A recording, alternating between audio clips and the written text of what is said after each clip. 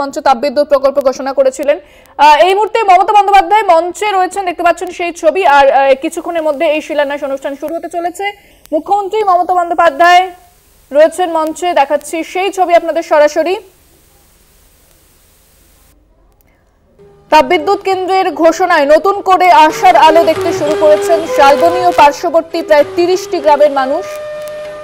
এর ফলে রাজ্যের মানুষের ভালো হবে এবং সেই স্বার্থে মুখ্যমন্ত্রী মমতা বন্দ্যোপাধ্যায়ের আজকের এই শিলান্যাস।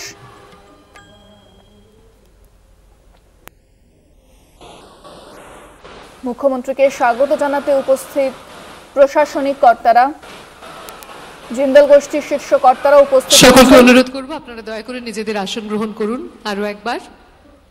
এবং আগেও যেরকমটা আপনাদেরকে অনুরোধ করেছিলাম, অনুষ্ঠানটি চলাকালীন দয়া করে নিজেদের ফোনগুলোকে হয় সাইলেন্ট অথবা সুইচ অফ করে রাখবেন বা ফ্লাইট মোডে রাখতে পারেন। ছবি তোলবার সময়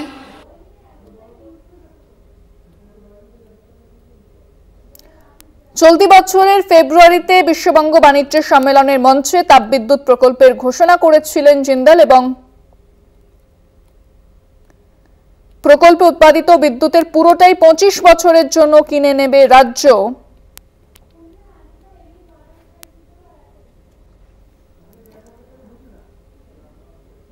এর ফলে বিদ্যুতের ব্যবহার বৃদ্ধির সুযোগ রয়েছে বলে জানা যাচ্ছে।